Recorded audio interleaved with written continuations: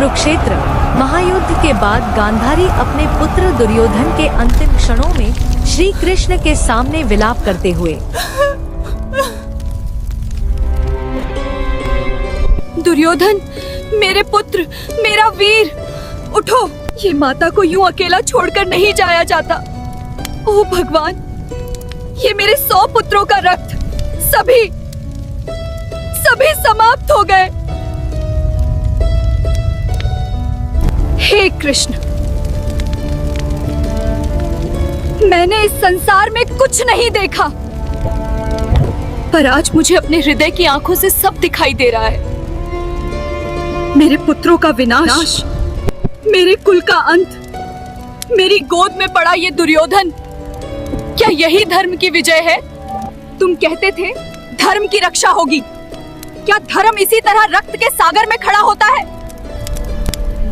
हे माधव, तुम चाहे जग के पालन करता हो, पर आज तुमने भी एक माँ की गोद उजाड़ दी है। माता, मैं आपके दुख को समझता हूँ, पर युद्ध का मार्ग आपके पुत्र ने स्वयं चुना था। अहंकार, ईर्ष्या और अधर्म ने कौरव वंश को इस अंजाम तक पहुंचाया है। नहीं कृष्ण, तुम चाहते तो ये युद्ध टल सकता था। तुम्हारी लीला से ये विनाश हुआ है।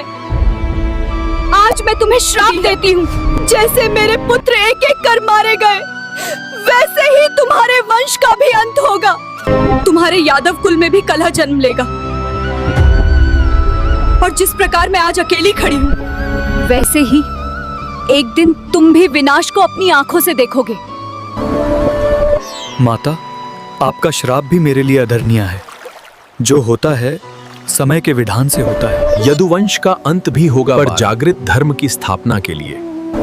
और इस प्रकार जब महाभारत युद्ध के अंत में गांधारी ने अपने सभी पुत्रों की मृत्यु देखी, तो शोक और क्रोध में उसने श्री कृष्ण को श्राप दिया कि जिस तरह उसके वंश का नाश हुआ, उसी तरह कृष्ण के यादव वंश का भी नाश होगा। श्राप के प्रभाव से यदुवंश आपस में ही लड़कर समाप्त हो जाएगा। गांधारी के श्राप ने ही कृष्ण के वंश के विनाश और अंततः उनकी मृत्यु का मार्ग प्रशस्त किया।